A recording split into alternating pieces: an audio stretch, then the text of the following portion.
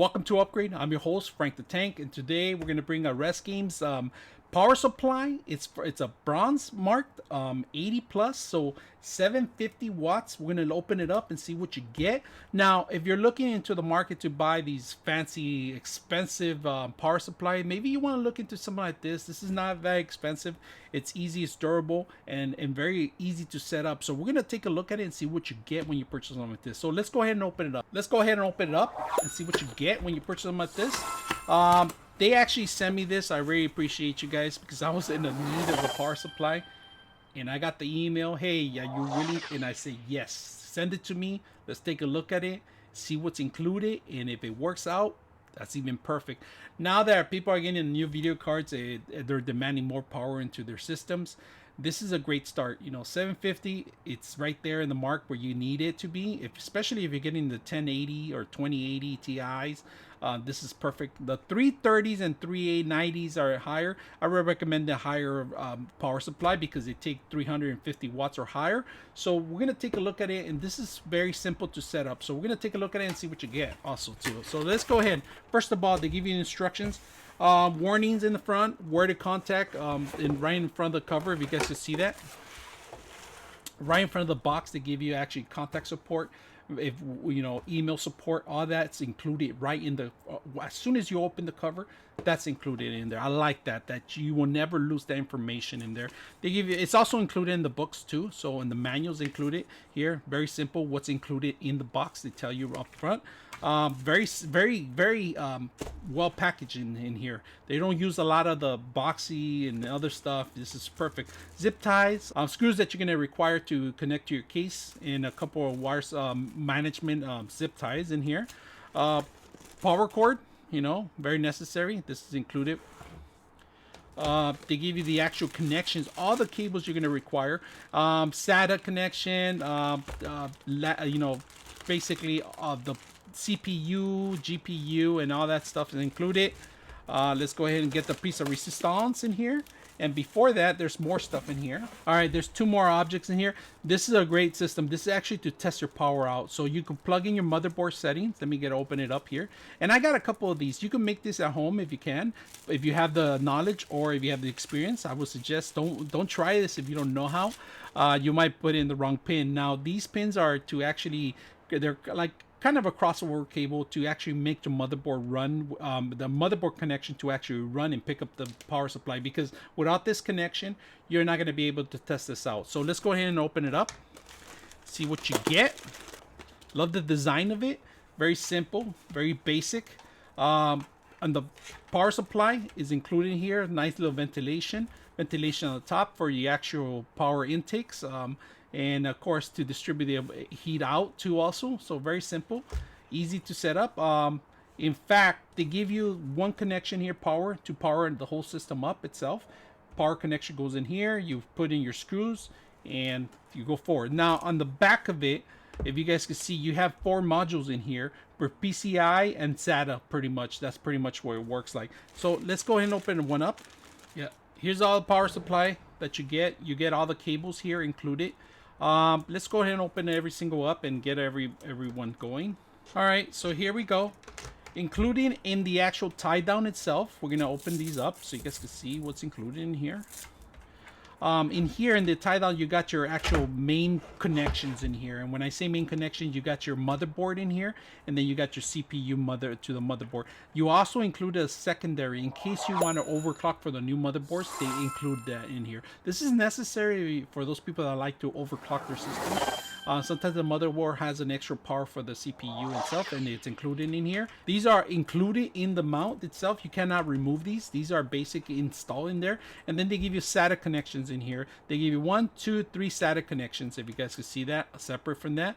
3 SATA connections, and this cannot be removed. These are actually built in the system itself. So because you see 4 connections in the Mac, means that, you know, basically these don't have to be included in there. They give you 4 connections for 4 different managements. So let's go ahead and set those up.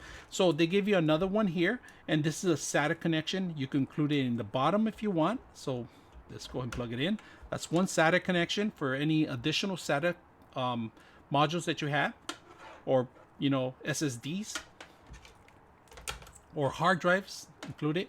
Now they give you another one included in here, and this is another SATA. You can plug it in the top too. And then these are for actual your PCI card. These are perfect. These are actually made for even the new units for 1080s or 2080 Ti's. And also, if you buy the 330 or 390s, the 3090 or 3080, they give you an extension connection that you could connect this to the actual 12 pins. Now, if you guys could see, these are all included in here. These are perfect for one module itself. So you plug this into the PCL connection. You plug it in there, and basically use these two actually go to the actual GPU. So if you have a 2080 Ti, which I do, we're going to include that in here. Or if you have a actual larger card, even the 3080 or the 3090, they do have an extension connection for this, so you can plug in two of these in there. And if you ran out, they include it. If you want to do a double video card, you could actually add the second video card in here. I like that. Not a lot of modules come with this setup. You know, it's a little difficult to find the right one. And if you do, they're a lot more expensive than this. So I like this part. So let's go ahead and set that up in a motherboard in an actual tower and get it up and running. I'm going to put this one in here, 750 watts. Let's go ahead and power this sucker in here. I opened up earlier.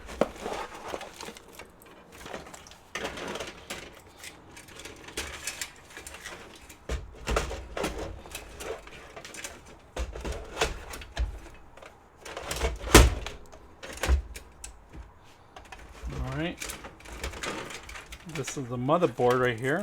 I'm going to separate that one. The video cards, this is not the video cards, this is actually SATA.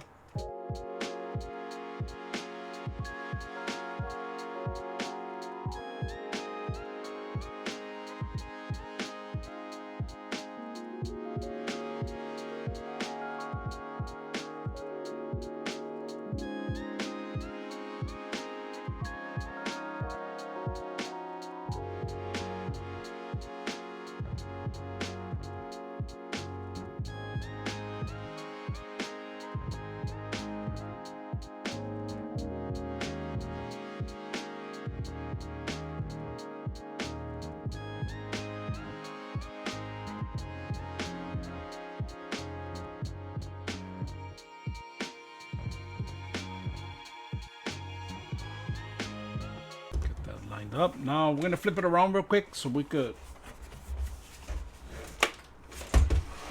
set up the cables on the motherboard, and then we could zip tie some more stuff. So this one goes on here this way. It's done. CPU.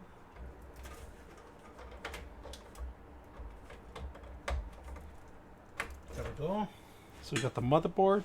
Put it in the GPU. We got plenty of connections for the GPU here. Alright, we're going to put the video card back on this one after putting the power supply. I'm going to put the power. One power goes in here.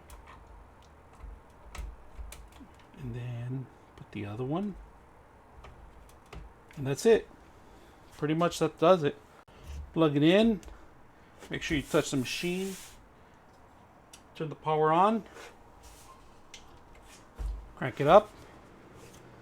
We'll get your power on. It's going to turn off for the first time sometimes on the power, but it should do it. And that does it. That brings the video card on. Everything comes on. We're live.